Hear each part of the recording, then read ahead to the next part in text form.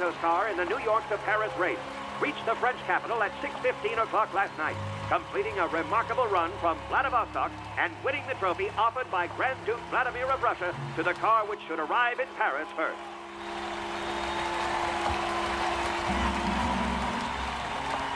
Nadie había logrado lo que el equipo del Protos en aquella tarde de verano en París. Nunca nadie había recorrido el mundo en automóvil. Lo que había sido un sueño se había convertido en realidad. Con un coche la gente podría ir a cualquier parte. El entusiasta público francés ofreció una gran ovación al equipo del Protos y los americanos que esperaban la llegada de sus héroes hicieron lo propio con los suyos. Pero la celebración de los alemanes no duraría mucho. El día después de llegar a París, Koppen volvió a su país. Su permiso del ejército alemán terminaba el 1 de agosto. La aventura se había terminado ya para el teniente Hans Koppen.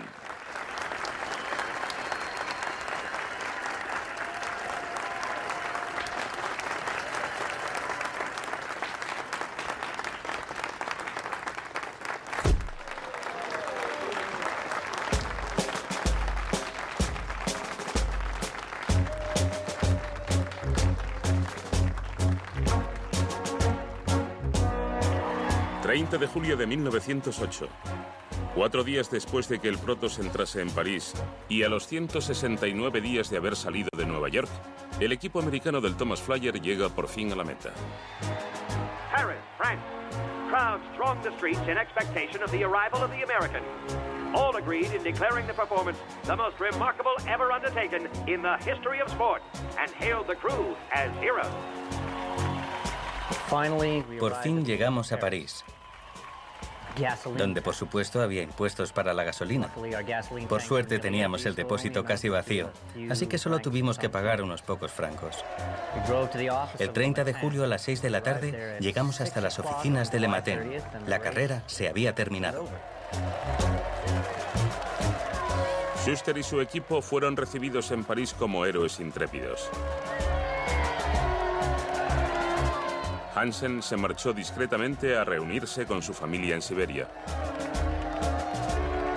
Y los americanos, con el ahora famoso Thomas Flyer, embarcaron para cruzar el Atlántico hasta Nueva York.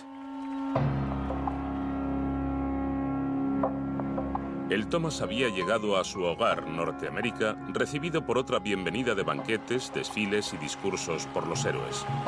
El 10 de agosto, el presidente Teddy Roosevelt recibe al equipo. A pesar de las celebraciones, la carrera Nueva York-París de 1908 no tenía un ganador oficial.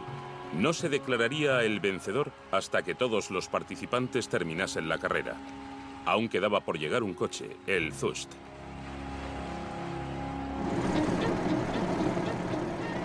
Scarfoglio y Haga se acercaban pacientemente a París con un mes de retraso respecto a los otros coches. Los italianos sufren una última racha de mala suerte en Taurog, en Rusia. El ruidoso Zust asusta a los caballos de un carro y este atropella a un pobre niño.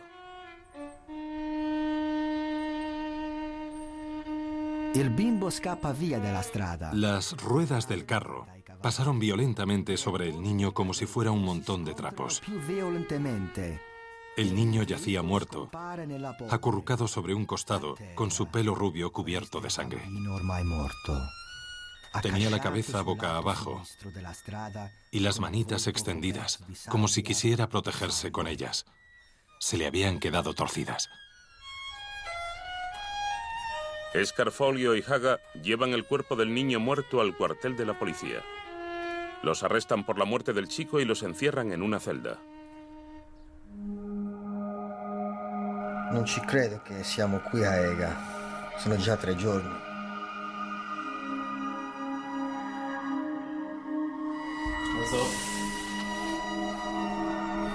Per 3 giorni abbiamo vissuto 4 de septiembre, Taurogen.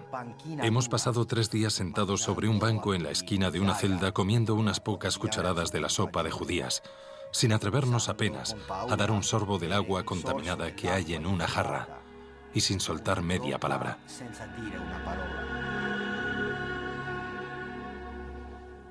Tras una breve investigación, conceden la libertad a los italianos y consiguen continuar el viaje. El comité de la carrera les esperaba pacientemente en París. Tras 218 días en la carretera, Antonio Scarfoglio y Henry Haga llegan por fin a París.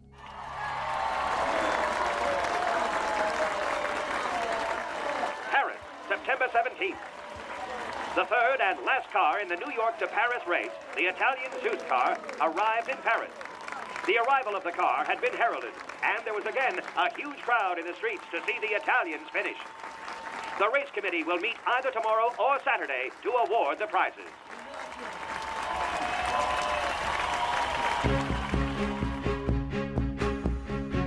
El 12 de febrero de 1908, 6 coches iniciaban un recorrido de 30.000 kilómetros que atravesaba nieve, desierto, barro, pantanos y mosquitos.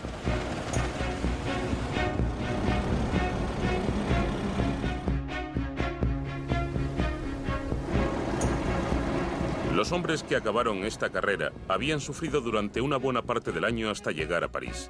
Su proeza había finalizado.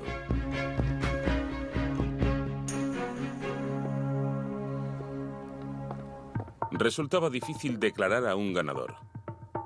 El Protos llegó primero a París tras un total de 165 días. El Thomas llegó 4 días después, tras pasar 169 días en carrera. Los italianos fueron los últimos en llegar, necesitando 218 días para recorrer el trayecto entre Nueva York y París.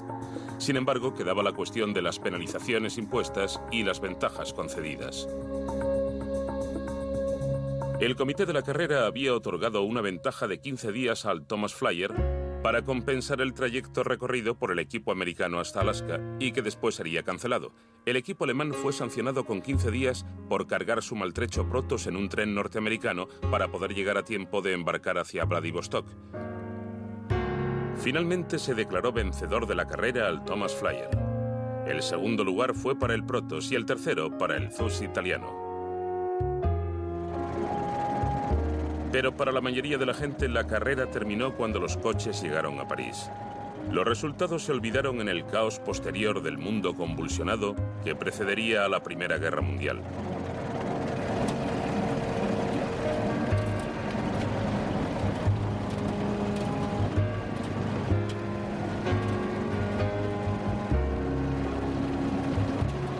La carrera Nueva York-París de 1908 demostró la utilidad del automóvil.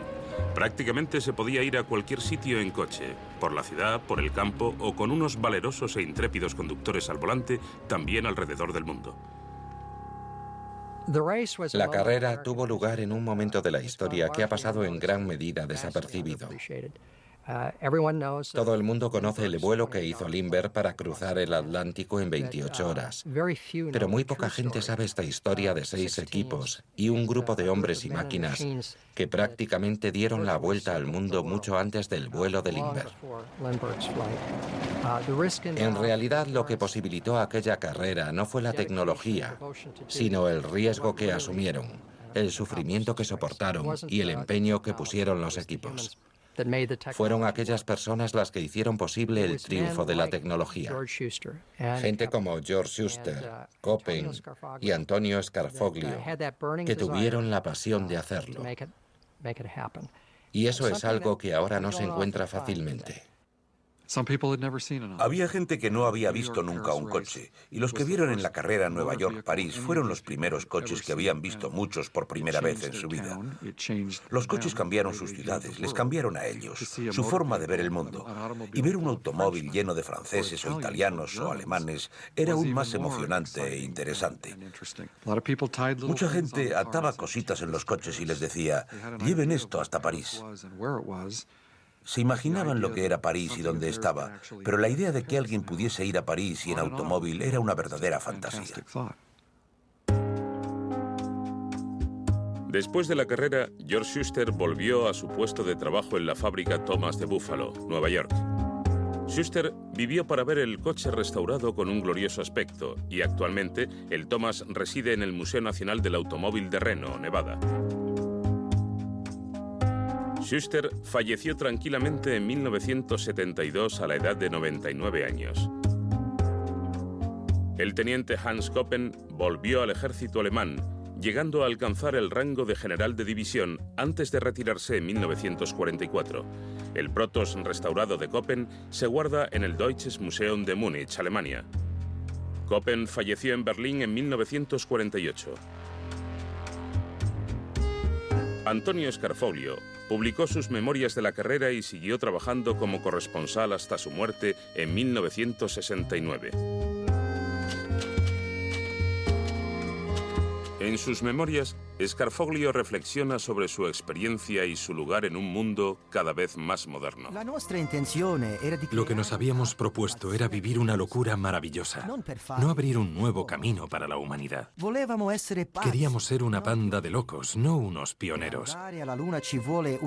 Ir a la Luna con la última tecnología es sin duda una gran aventura. Pero ¿saben qué? Yo di la vuelta al mundo en 1908 al volante de un automóvil.